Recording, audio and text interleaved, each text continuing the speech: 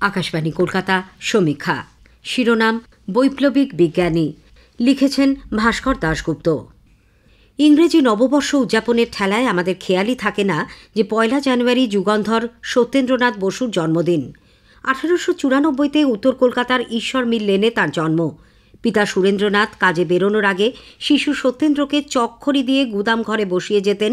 সারাদিন মেঝেতে অঙ্ক কষা ছিল তার প্রিয় খেলা। হিন্দু স্কুলের পরীক্ষায় একবার অঙ্কে ১০০তে ১১০ দেওয়া হয়েছিল তাকে। প্রেসিডেন্সি কলেজ হয়ে কলকাতা বিশ্ববিদ্যালয়ে মিশ্র গণিতে এমএসসি পরীক্ষায় প্রথম শ্রেণীতে প্রথম। স্নাতকোত্তর ক্লাসে তাঁর প্রতিযোগী ছিলেন প্রথিতযশা পরম বন্ধু মেঘনাদ সাহা। কলকাতা বিশ্ববিদ্যালয়ের সেই স্বর্ণযুগে বিভিন্ন বিষয়ে এদের সহপাঠী ছিলেন সুনীতি কুমার চট্টোপাধ্যায়, প্রশান্তচন্দ্র মহরানবিশ, ধূর্যটি প্রসাদ মুখোপাধ্যায়। পদার্থবিদ্যার অধ্যাপক ছিলেন জগদীশচন্দ্র বসু, রসায়নে প্রফুল্লচন্দ্র রায়। ১৯১৬ উপাচার্য আশুতোষ মুখোপাধ্যায়ের উদ্যোগে ইউনিভার্সিটি কলেজ অব সায়েন্স প্রতিষ্ঠিত হয়। যোগ্য অধ্যাপকের অপ্রতুলতার কারণে সত্যেন্দ্রনাথ ও মেঘনাদ ফলিত গণিত এবং পদার্থবিদ্যার অধ্যাপক হিসেবে নিযুক্ত হন। প্রয়োজনীয় বইয়ের অভাবে এই দুজন জার্মান ভাষা শিখে শিবপুর বি কলেজের অধ্যাপক পি.জে. ব্রুলের গ্রন্থাগারে উপলব্ধ জার্মান ভাষায় রচিত উচ্চ স্তরের পদার্থবিদ্যার বইয়ের অনুবাদ করেন। এই সূত্রেই দুই বন্ধুর যৌথ প্রচেষ্টায় দ্য প্রিন্সিপাল অফ রিলেটিভিটি শিরোনামে প্রথম ইংরেজি অনুবাদে প্রকাশিত হয় আইনস্টাইন ও গণিতজ্ঞ মিঙ্ক ভক্সির মূল গবেষণা পত্রাবলী। কয়েক বছর পর সত্যেন্দ্রনাথ ঢাকা বিশ্ববিদ্যালয়ে যোগ দেন পদার্থবিদ্যার রিডার হিসেবে।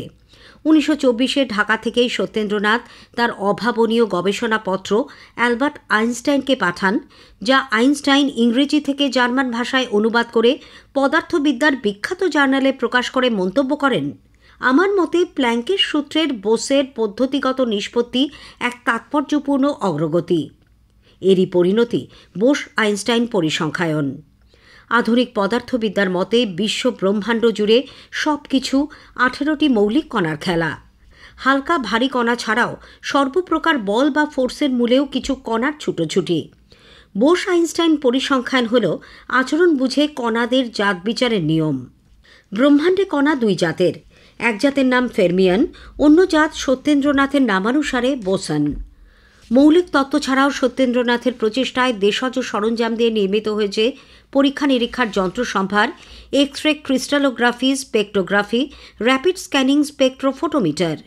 বিশ্বভারতীর উপাচার্য থাকাকালীন গবেষণার জন্য অত্যন্ত প্রয়োজনীয় হিলিয়াম গ্যাস বক্রেশ্বর উষ্ণ প্রস্রবণ থেকে নিষ্কাশনের ব্যবস্থা করেন তিনি। পল ডিরাক, অটো হান, হাইজেনবার্গের মতো শ্রেষ্ঠ বিজ্ঞানীরা ছিলেন তাঁর গুণগ্রাহী। কাজ করেছেন কিংবদন্তি মাদাম কুরির সঙ্গে। একাধিক বিশ্ববিদ্যালয়ের সাম্মানিক doctorate, fellow of the Royal Society, বিশ্বভারতীর দেশিকোত্তম, জাতীয় অধ্যাপক সত্যেন্দ্রনাথ ছিলেন বিচিত্র বিদ্যায় মহিমাময়। সুনীতি কুমার চট্টোপাধ্যায় তার যুগান্তকারী ভাষাতত্ত্বের গবেষণা গ্রন্থ ODBL এর ভূমিকায় পাণ্ডুলিপি পর্যায়ে সত্যেন্দ্রনাথের সহায়তার কথা উল্লেখ করেছেন। ধূর্যটি প্রসাদ মুখোপাধ্যায় তাঁর সঙ্গীত বিষয়ক আকর গ্রন্থ রচনায় সত্যেন্দ্রনাথের সাহায্যের কথা জানিয়েছেন। প্রাচ্য পাশ্চাত্য সঙ্গীতে সত্যেন্দ্রনাথ ছিলেন সমদক্ষ। এসরাজ ও বাঁশি বাজাতেন তিনি, ছিলেন তাস, ক্যারাম এবং দাবায় অতীব নিপুণ। কোয়ান্টাম তত্ত্ব ভিত্তি করে আধুনিক পদার্থবিদ্যার যে অপ্রতিরোধ্য জয়যাত্রা, তার পথে পথে রয়ে গেছে সত্যেন্দ্রনাথের পদচিহ্ন। তাঁর তাত্ত্বিক গবেষণা অনুসরণে 7 জন নোবেল পুরস্কার পেয়েছেন, অথচ তাঁর কথা নোবেল কমিটির বিবেচনায় আসেনি। পরিবারপ্রেমী, বন্ধুবৎসল, ছাত্র দরদি, আদ্যন্ত সাদামাটা জীবনযাপনে অভ্যস্ত সত্যেন্দ্রনাথ খ্যাতির তোয়াক্কা করতেন না। রবীন্দ্রনাথের বিজ্ঞান বিষয়ক রচনা বিশ্ব পরিচয় সত্যেন্দ্রনাথকে উৎসর্গীকৃত। সত্যেন্দ্রনাথ নিজে ছিলেন বাংলার উচ্চ পর্যায়ের বিজ্ঞান চর্চার বিশেষ পৃষ্ঠপোষক। পরিচয় পত্রিকায় তাঁর একাধিক রচনা আলোড়ন তুলেছিল। বিস্ময়কর তাঁর বঙ্গীকরণ। উদাহরণস্বরূপ স্যানিটোরিয়ামের বাংলা করেছেন শাস্তারাম। তিনি লিখেছেন, যারা বলেন বাংলা ভাষায় বিজ্ঞান হয় না, তারা হয় বাংলা জানেন না, নয় বিজ্ঞান বোঝেন না। যে কোনো জাতির পক্ষে আজ বিজ্ঞানকে তুচ্ছ করা কিংবা তার সম্ভাব্যতাকে অবহেলা করা একান্ত বিপজ্জনক। সাময়িক ইতিহাসের সঙ্গে যার পরিচয় আছে তিনি একথা স্বীকার করবেন। আজও কি প্রাসঙ্গিক কথাগুলি। সমীক্ষা শেষ হল। এটি লিখেছেন ভাস্কর দাশগুপ্ত।